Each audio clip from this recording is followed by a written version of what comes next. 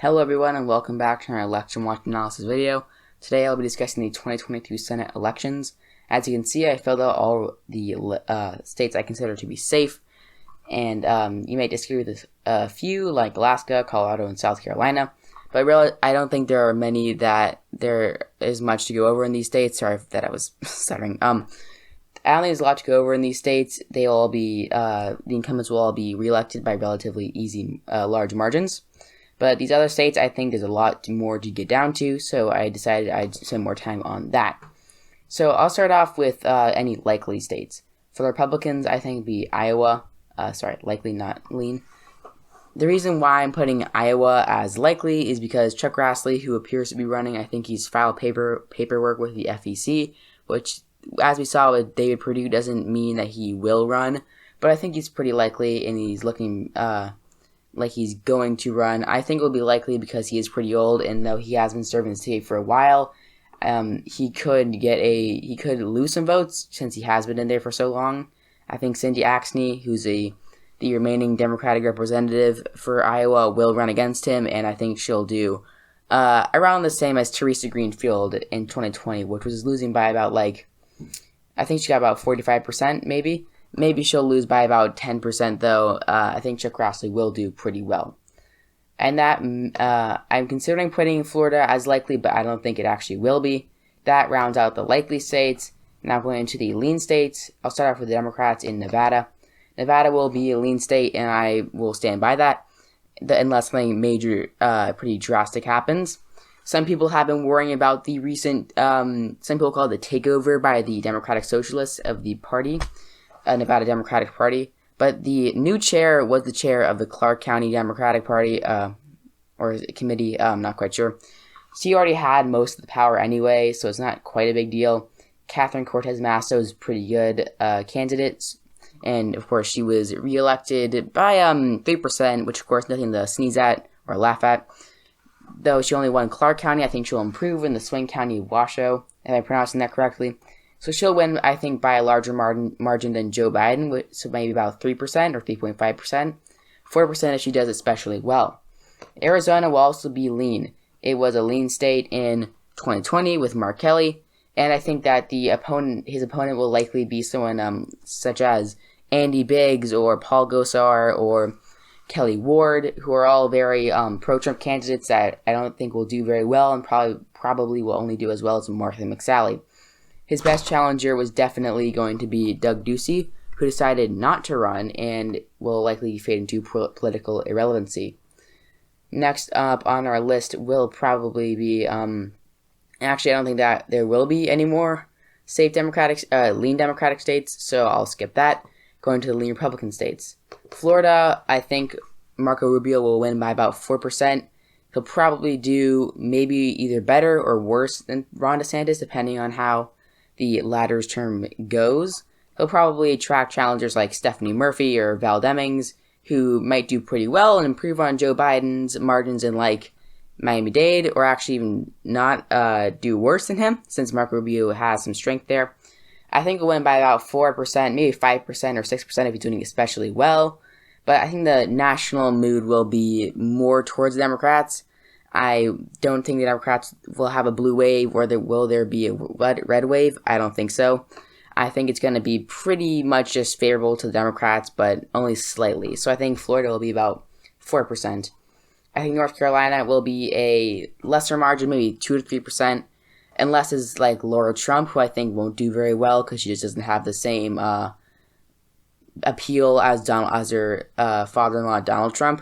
Jeff Jackson actually raised about $1 million when he entered the race. He seems like a good candidate, but he's very similar to Cal Cunningham, and I think a candidate more similar to Raphael Warnock would actually do better in the state. I think Anita Earls is looking at running, so I think maybe she could win, but so far I'm putting it as lean Republican. Ohio, so far the two top Democratic candidates seem like Amy Acton, who is the Ohio Director for Public Health and helped coordinate their response to their COVID-19 response, which earned Mike DeWine, the governor, some pretty high approval ratings. Also Tim Ryan, who ran for president but dropped out after getting very, very low numbers.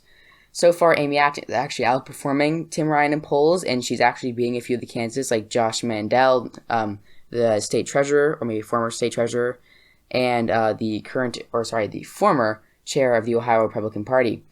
I think that both of them could win, but Ohio has definitely shifted to the right quite a lot. After looking at some of the past results, I have found that a few counties like Ottawa, Sandusky, Ashtabula, and Trumbull seem to represent like working class, maybe even suburban, I'm not quite sure, but one of the two counties that, candidates like Sherrod Brown and Barack Obama win, but Joe Biden loses. And if they can win these counties, and I think that Paul Ryan's congressional district does represent some of these counties, if they can appeal to them, they can win. But that's definitely a pretty difficult task, as Ohio has certainly shifted to the right. But it's really a matter of, without Trump on the ballot, does that still happen? Of course, Sherrod Brown won. Richard Cordray, the Democratic candidate for governor in 2018, lost, but he lost by a smaller margin, and than Hillary Clinton and Joe Biden. He outperformed both candidates. So really, I think without Trump on the ballot, it depends on the Republican a lot more than with him on the ballot. And I think the last leading Republican state will be New Hampshire. So I've seen some people compare this to the Montana Senate race in 2020. I also believe the 1996 Massachusetts Senate race. And some little background of those, of course, Steve Bullock lost to Steve Daines, even though he was the governor of Montana and he was actually pretty popular. He lost by about 10%.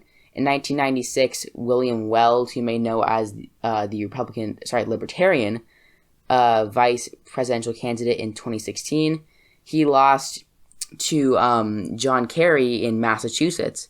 He was actually the governor of that state, and he was reelected by a very large margin despite being a Republican.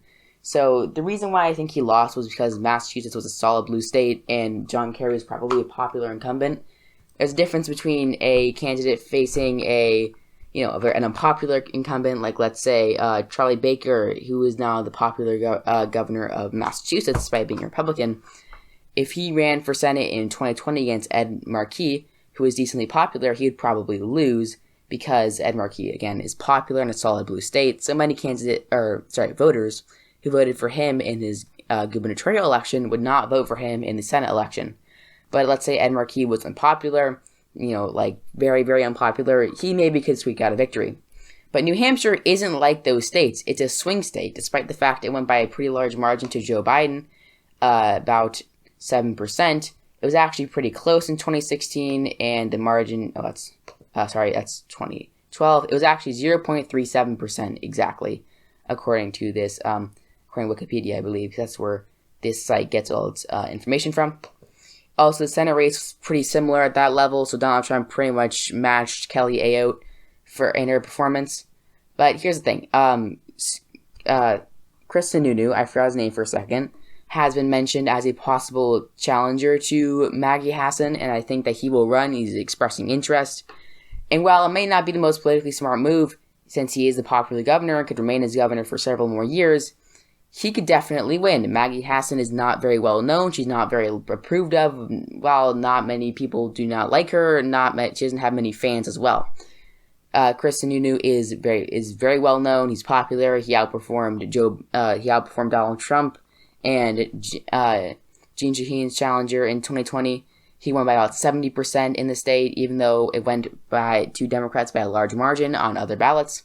I think he'd win by about 2 or 3% against Maggie Hassan, since he is, just as I said before, and I think many other people have said, he is popular. He could definitely connect with a lot of Democratic voters, and I don't think that a lot of people will be very much inclined to vote for Maggie Hassan over Chris Sununu, who they know and they like. That's my reasoning for that call, and I think that will bring the Republicans to 49 Senate seats, which means that they only have one more seat to match their current total. Of course, they only flip one seat and retain all the other ones. 3 seats remain, and I'll start off with Georgia. Georgia, I think, will be a tilt state. Of course, this brings the Senate to a 49-49 tie. So my reasoning for Georgia is that I think that Doug Collins or Kelly Loeffler, either one, but most likely Doug Collins, will be the Republican nominee. And Doug Collins is a very pro-Trump candidate. He cannot appeal to the suburbs. And I think that Ralph Warnock will also have Stacey Abrams on the ballot, who I think will beat Brian Kemp in the 2022 Georgia Senate governor's race, which I may make a video on soon. The gubernatorial elections in the U.S. in 2022 entirely. But I think that Ralph Warnock will win by maybe a smaller margin than his 2021 runoff victory, maybe like 1.5%, 1%, if Doug Collins runs a pretty good campaign. But overall, Georgia's a state shifting blue, and I think that Raphael Warnock will win.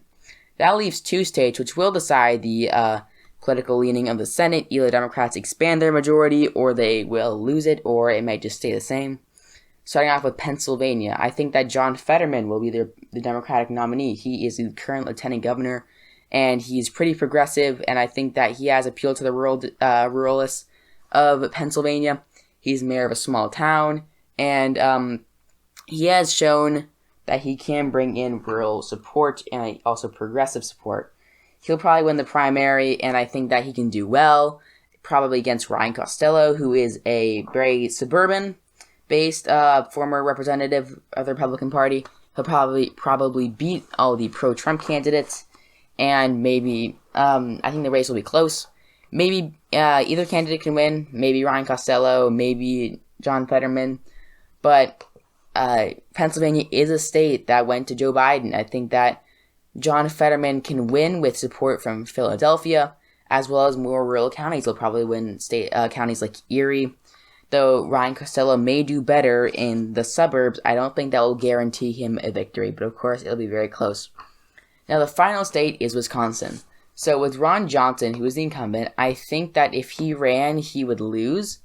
Though currently he is saying that his preference is actually not to run. He said that in 2016, as you can see here, he said he'd only serve 2 terms, but then he went back on that and I believe that he said that he's currently undecided. But then recently he said in an interview that he is looking at not running. So that actually, I think, will make this seat more competitive for the Republicans. And Democrats have a few good candidates. I'll head back to the Wisconsin Senate race page. As you can see, a few have announced, like Alex Lazary, who's a executive at the Milwaukee Bucks. He raised quite a bit of money. Tom Nelson is the county executive of Outagamie County, which is a rural county that actually leans Democratic. Or, no, I believe it leans Republican, but the Democrats have decently strong showings there. If that is a microcosm for the whole of the state, I think that Tom Nelson could have rural appeal, similar to John Fetterman. But I'm not sure if he'll win. He's not a very well-known person.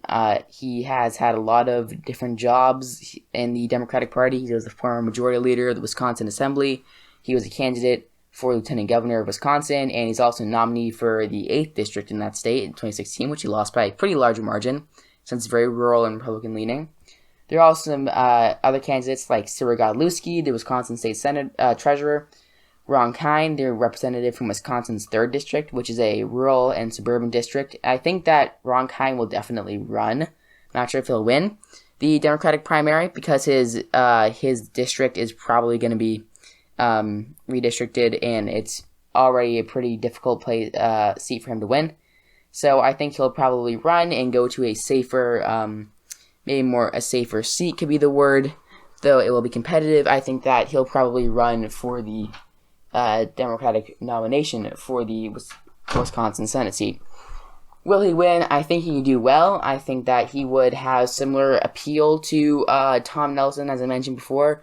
Maybe some rural, centrist, and suburban voters would vote for him, since many of the other Republican candidates are very pro-Trump, such as Ron Johnson, who may not run, but Mike Gallagher and Kevin Nicholson are both very pro-Trump candidates.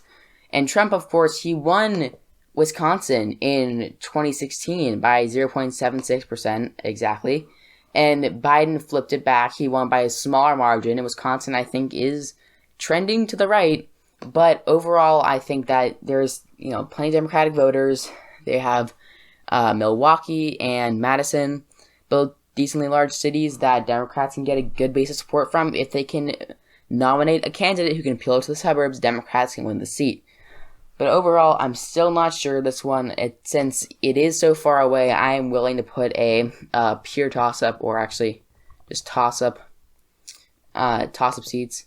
Put that there, or just seat, because I know there's only be one. I'm willing to put that in the color of green, which will represent a toss-up seat.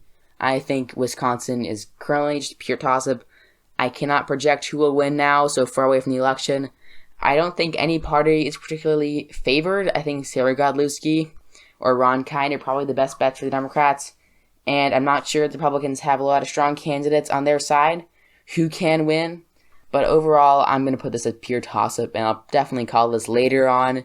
And frankly, this whole map is probably going to change since it's just so far away. I imagine that in a year and a half from now, when it's just a month or two, or even a few weeks away from the election, this map will look probably completely different. So that's all for today, folks. Thank you for watching. If you enjoyed it, please subscribe, hit the like button, leave a comment what you think. What's your prediction for this? Feedback, video suggestions, all appreciated. Anything in the comment section, of course, is appreciated. I love interacting with people there. Feel free to join the Discord server. I like interacting with people on Discord. I'm on it quite a bit, so it'd be fun to talk with any of my viewers. That would be it for today, everyone. So thank you all for watching, and I'll see you all next time.